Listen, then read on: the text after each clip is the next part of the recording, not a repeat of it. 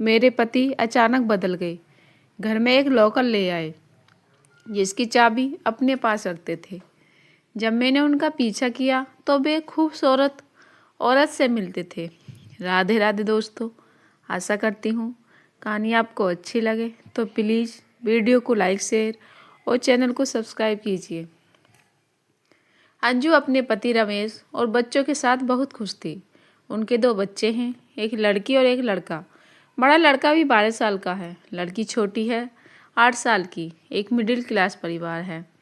अंजू के पति रमेश का कपड़े का एक छोटा सा कारोबार है जिससे उनके घर और दोनों बच्चों की पढ़ाई अच्छे से हो जाती है। रमेश अपने बच्चों और पत्नी को बहुत प्यार करता है।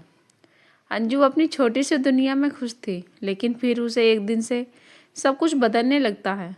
एक दिन रमेश जब घर आया तब उसका मूड कुछ ठीक नहीं था। उसके बच्चे वहीं बैठे पढ़ाई कर रहे थे। बातों बातों में उसने बहस शुरू हो गई और वो झगड़ा करने लगे। रमेश वहीं बैठा था और अपने ही ख्यालों में खोया था।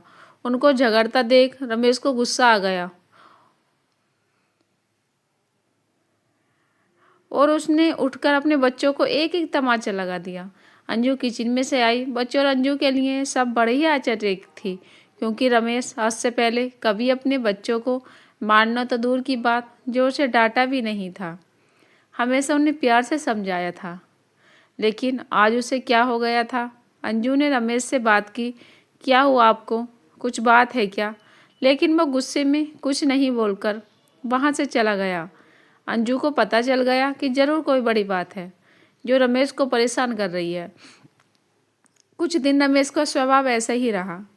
इस दौरान रमेश अपनी चीज़ों को लेकर भी कुछ ज़्यादा ही पर्सनल हो गया था। उसने अपना एक अलग लॉकर लिया रखा था जिसकी चाबी उसी के पास रहती थी। अंजू को यह पता था कि रमेश उससे कुछ रखते हैं, लेकिन वो रमेश से इस बारे में बात नहीं कर रही थी।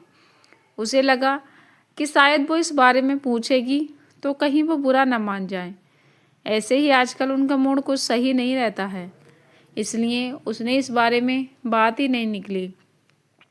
रमेश कुछ दिनों से अब अकेला रहने लगा था, ज़्यादा बातें नहीं करता। बच्चों से भी अंजू को यह बात खटकने लगी। एक दिन जब रमेश अपने लॉकर में कुछ रख रहा था तब अंजू वहाँ आ गई। अंजू के देख उसने झट से सबसे पहले लॉकर को बंद किया। अंजू ने पूछा, क्या हुआ, ऐसा क्या है जो आप छिपा रहे हैं? क्या हो गया आपको? कुछ बात है तो बताइए। रमेश ने कहा, कुछ नहीं, कुछ होगा तो मैं तुम्हें बताऊंगा। ऐसा कुछ है ही नहीं। अंजू को अब चिंता सताने लगी। उसे अपने पति का बदला रूप साफ दिखाई दे रहा था। घर में शांति न हो तो उसका असर सब पर पड़ता है। करीब 1 महीने तक उसके पति का यह रूप रहा, लेकिन 1 महीने बाद अचानक वो फिर से बदलने लगा। पहले की तरह ही अपने बच्चों की बात करने लगा। शांत और सरल पहले से भी ज़्यादा हो गया। अंजू खुश तो थी, लेकिन उसके मन में अभी शंका और संकोच तो बना ही हुआ था कि अपने पति के इस तरह से बदलाव में से उसने मन में अभी तक दुविधा थी। सब कुछ धीरे धीरे फिर पहले जैसे होने लगा, लेकिन अभी भी रमेश अपने लॉकर को नहीं छोड़ता था। लॉकर पर ताला ही लगता रहता था, ना ही उसे किसी को हाथ लगाने की इजाज़त होती थी। अंजू को लगा रमेश फिर से वैसा ही हो गई। अभी यह काफ़ी है, धीरे धीरे वे शायद खुद ही अपने मन की बात बता देंगे। समय बीतते गया। एक दिन अंजू दोपहर अपने घर से कुछ काम को निकल गई। रमेश दुकान पर थे और बच्चे स्कूल, इसलिए वो घर के काम से खुद गई। लेकिन बाहर जाने पर उसे पता नहीं था कि उसे कुछ ऐसा दिखाई देने वाला है। उसे वहाँ रमेश दिखाई दिया तो वह एक खूबसूरत ही औरत के साथ उसे उससे पैसे भी दे रहा था। उसको देख कर अंजू छिप गई ताकि वो दिखाई नहीं दे, लेकिन अब उसके मन में सवालों के भूचाल आ गए थे। इस तरह के ख्याल आने लगे कि इस औरत की वजह से ही शायद उसके पति में बदलाव आया है। शाम जब रमेश घर आया तो अंजू ने पहले ही कुछ सोच रखा था। उसने रमेश से पूछा, दिन कैसा गया, कहीं गए थे या दुकान पर ही थे? रमेश ने कहा, नहीं, दुकान पर ही था, कहाँ जाऊँगा। अंजू को पता था कि रमेश झूठ बोल रहा है, लेकिन क्यों और किस कारण से यह उसे नहीं पता था। उस दिन से अंजू रमेश पर नज़र रखने लगी। वो बीच बीच पर दुकान जाती थी और रमेश का फ़ोन चेक करती थी, लेकिन अगले 1 महीने तक उसे कुछ नहीं मिला। रमेश ना तो उसे औरत से मिलना ना ही कुछ और। लेकिन फिर महीने की 1 तारीख को उससे फिर मिलते दिखाई दिया, उसे पैसे दी गया। अंजू को फिर समझ नहीं आया आखिर यह बात क्या है। कुछ महीनों तक उसे देखा कि और उसे पता चला रमेश हर महीने उस औरत को पैसे देता है। अंजू ने महीनों तक इस बात को देखा था। एक दिन जब रमेश अपने घर आया तो अंजू ने उसको पूछ ही लिया कि क्या बात है, आप कुछ छिपा रहे हैं क्या? रमेश ने कहा नहीं। फिर तुम वही बात लेकर बैठ गई। अंजू ने इस बार बोल ही दिया कि अगर कुछ नहीं छिपा रहे तो हर महीने उस औरत को पैसा क्यों देते हो? रमेश के मुंह का रंग बदल गया, वो तिलमिला गया और गुस्से में बोला, तो तुम मेरा पीछा कर रही हो, मुझ पर नज़र रखी हो। हर महीने में बहुत लोगों को पैसे देता हूँ। तुम क्या जानती हो दुकान के बारे में? अंजू ने कहा कि मैं जानती हूँ दुकान के बारे में, और यह भी जानती हूँ कि वो दुकान का काम नहीं था। रमेश ने कहा कि तुम्हें जो समझना है समझो, मुझे तुम्हें कोई सबूत देने की ज़रूरत नहीं है। वो बात वहाँ ख़त्म नहीं हुई। अंजू ने उसके बाद भी रमेश पर नज़र रखी, लेकिन उसे वो उसके साथ फिर दिखाई नहीं दिए। अंजू ने सोचा कि शायद रमेश ने मिलने की जगह को बदल दिया होगा। रमेश का लॉकर भी उसे अब खटकने लगा। उसे लगा कि हो न हो शायद इसी में वो राज है जो उस औरत और रमेश के बीच में है। जब रमेश नहीं था तब उसने कोशिश की उस लॉकर को खोलने की, लेकिन वो नहीं खुला। घर में बच्चों को देखकर अंजू चुप हो गई। उसने इस बात को घर में उठाना बंद किया।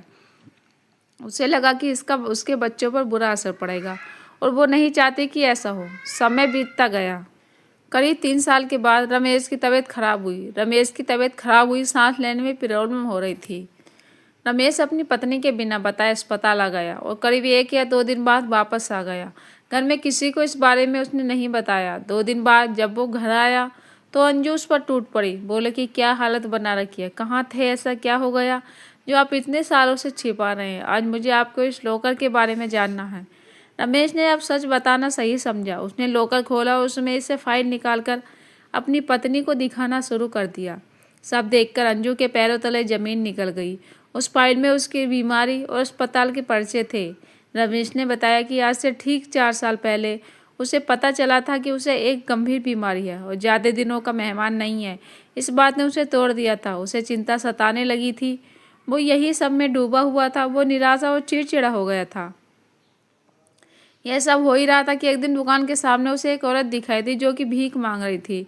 उसे देखकर उसे दया आ गई। उसने उससे पूछा कि क्या हुआ बहन, देखने से लगता है कि तुम अच्छे घर की हो और फिर सड़क पर इस तरह भीख मांग रही हो। उस औरत ने अपनी कहानी सुनाई। कहा कि वो अनाथ थी। उसके पति ने उससे शादी के लिए उनके देहांत के बाद उसका वहाँ रहना मुश्किल हो गया। उसे वहाँ के लोगों को नीयत का पता चल गया था, इसलिए वो कैसे भी बचकर अपने 2 बच्चों के साथ वहाँ से यहाँ इस शहर में आ गई। यहाँ उसे गुजारा और रहना मुश्किल हो रहा है, इसलिए मजबूरन उसे भीख मांगना पड़ रहा है। रमेश को उस समय लगा कि अब उसकी ज़िंदगी कुछ ही समय की है, इसलिए उसने उसकी मदद करना शुरू किया। उसे और अपने बच्चों के रहने को घर और खाने की व्यवस्था की। साथ ही हर महीने उसे पैसे भी भेजता रहा। उसे न सिर्फ उसकी बल्कि औरों की भी मदद करना शुरू किया। रमेश भी आश्चर्य से रह गया था कि इस दौरान उसे पैसों की कमी नहीं रही। साथ ही जो बीमारी उसे कुछ दिनों में ख़त्म करने वाली थी, उसके अच्छे काम की वजह से उसे अभी तक जीवित रखे हुए। उसने अपनी पत्नी से कहा कि अब मैं अपने घर की ज़रूरत के बाद जितना हो सकता हूँ मदद करता हूँ। जिसे ज़रूरत है उसे अंदर से खुशी मिलती है। शायद यह उन लोगों की दुआ है जो अभी तक मैं जीवित हूँ। अंजू यह सब सुनकर रोने लगी और अपने पति से माफ़ी भी मांगी। उसने कहा कि आप इस सब मुझे झेल रहे थे और हम आपके कितने गलत समझ रहे थे। अंजू भी रमेश के इस काम में अब उनका साथ देने लगी। इस ज़िंदगी में कब क्या हो जाए हम में से कोई नहीं जानता। अगर हम किसी के काम आ जाएं, किसी को ज़िंदगी जीने में मदद कर दें तो उससे बड़ी बात कुछ नहीं है। अच्छे कर्मों और नियतों का फल हमेशा अच्छा होता है।